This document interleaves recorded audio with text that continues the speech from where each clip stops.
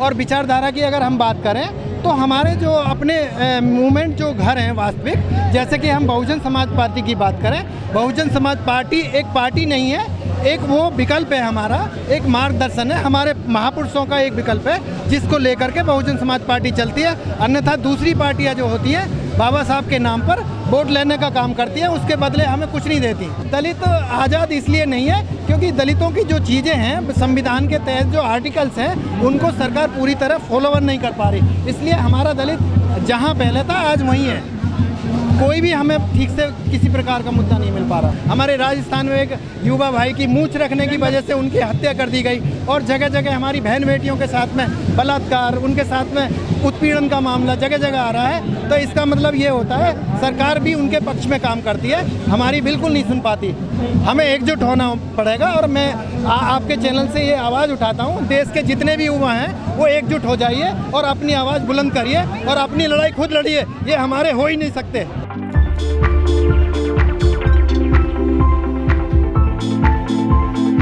ऐसा लग रहा है कि हमें जो जीना सिखाया है बाबा साहब ने ही जीना सिखाया है। और बाबा साहब के सपनों का भारत बन रहा है आज? नहीं बन रहा जी, बिल्कुल भी नहीं बन रहा है जी। मुझे बहुत अच्छा लग रहा है और सबसे ज़्यादा खुशी की ये बात है कि 2 साल ब्रेक लगने के बाद ये कुछ मनुवादी व्यवस्था के कारण कोविड का बहाना लेकर के हम लोगों के साथ खिलवाड़ किया गया है। क्योंकि इसमें हुआ क्या है, कोविड का बहाना था और बाबा साहब की जयंती पे प्रतिबंध लगा दिया गया और अपने जितने भी संसाधन थे इन्होंने गंगा नहान से लेकर के, हरिद्वार नहान से लेकर के और जितने भी तीज त्यौहार थे वो कुंभ के मेले तक अपने बराबर ये चलाते रहे। और इनको पता लगा कि बाबा साहब की जयंती है तो वहीं पर इन्होंने कोविड का ज़्यादा भ्रम फैलाया और हमें 2 साल का ब्रेक दे दिया गया। इसलिए अभी हमारे लोगों में थोड़ा सा कम मैसेज गया, इसलिए आज थोड़ी संख्या में मामूली सी कमी है, बहुत ज़्यादा कमी नहीं है। और हम उम्मीद करते हैं नेक्स्ट ईयर इससे ज़्यादा हमारे कई 20 लाख आदमी यहाँ पर पहुँचते हैं और फिर से दोबारा पहुँचेंगे।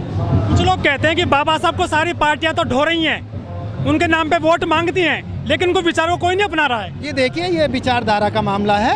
ये देखिए, मैं आपके चैनल से बताना चाहता हूँ, ये एक उनका सिर्फ दिखावा है, इससे ज़्यादा उनका कोई भी नहीं है। ये एक दिखावे के सिवा और कुछ नहीं है। अगर वो जयंती जोर शोर से मनाते तो बाबा साहब के संविधान को पूर्ण रूप से लागू करते संविधान के अंदर। ये उनका सिर्फ दिखावा और ढोंग है और इसके अलावा कुछ भी नहीं है। जो केजरीवाल है वो उन्होंने पंजाब में बाबा साहब की जो तस्वीर लगाई है। देखिए, मैं आपको बताना चाहता हूँ, शायद आप भूल चुके हैं, जिस समय केजरीवाल जी दिल्ली के मुख्यमंत्री बने थे तो वो आपको भी याद होगा, मुख्यमंत्री शपथ के बाद में वो सीधा राजघाट गए थे।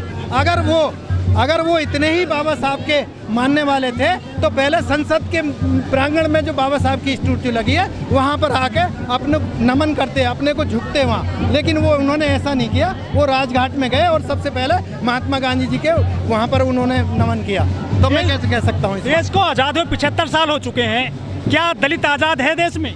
जी बिल्कुल नहीं। कारण ये राजनीतिक मुद्दा है। हमारे जो यहाँ पर संसद में जो लोग आते हैं, बाबा साहब ने कहा था आप किसी भी पार्टी, किसी भी दल से कोई भी सांसद बन करके आइए और अपनी आवाज़ उठाइए, लेकिन उन्होंने ऐसा काम नहीं किया।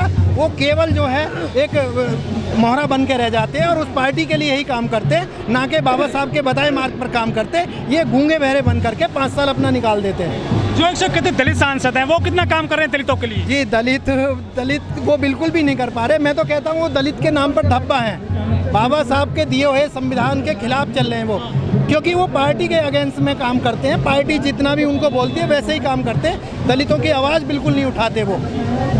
लाखों संगठन है बाबा साहब के नाम पर, लेकिन दलितों को मुंह सकने की आज़ादी नहीं है, घोड़ी पर नहीं चढ़ सकते हैं वो। जी अभी भी ऐसा ही देखने को मिल रहा है, जैसा कि अभी हम सोशल मीडिया पर देखते हैं। जो अन्य पार्टियां वो कहते हैं कि बाबा साहब को कब्जा लिया है बहुजन समाज पार्टी ने, इसमें कितनी सच्चाई है? ऐसा नहीं है। बहुजन समाज पार्टी एक बहुजन पार्टी नहीं, एक मूवमेंट है और बाबा साहब और अन्य हमारे जो महापुरुष हैं उनकी विचारधारा का नाम है। कब्जा नहीं है, वो पूर्ण रूप से काम कर रही है। वो दूसरे विपक्षी लोग इस बात को उठाते हैं, लेकिन वो उसमें बिल्कुल भी कतई सच्चाई नहीं है। कुछ लोग कहते हैं कि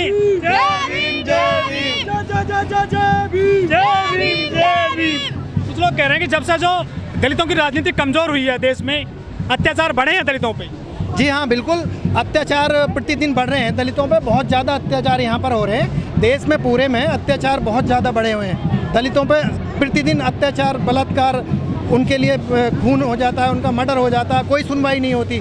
जिले स्तर पर भी लोग धक्के खाते हैं, कहीं पर कोई सुनवाई नहीं होती।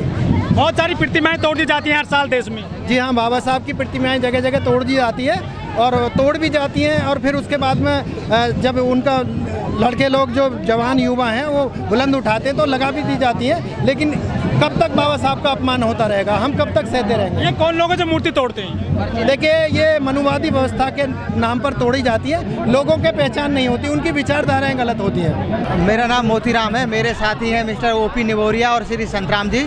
हम द्वारका से आए हैं। हम द्वारका में एक डॉक्टर अंबेडकर सामाजिक चेतना मंच चलाते हैं और विभिन्न प्रकार से हम समाज की सेवा, डिप्रेस्ड क्लास के लिए बच्चों की शिक्षा,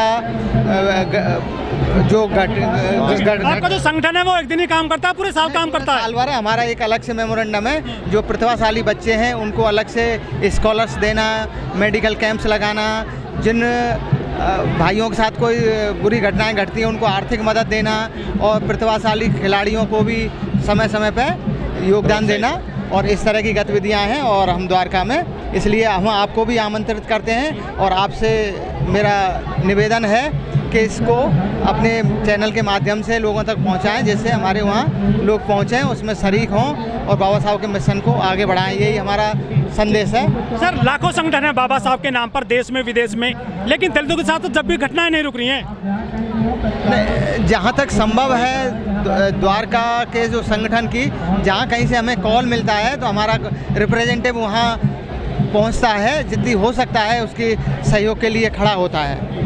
ऐसा नहीं है कि हम लोग कॉल मिलने पर और उसी यहाँ पर हम लोग अपने समाज के जो मंत्रीगण हैं या सांसद एमएलए हैं उनको बराबर पत्राचार करते हैं, उनको इस बात का आवाज़ दिलाते हैं कि भाई जो ये हो रहा है उसके लिए आप भी कदम उठाएं।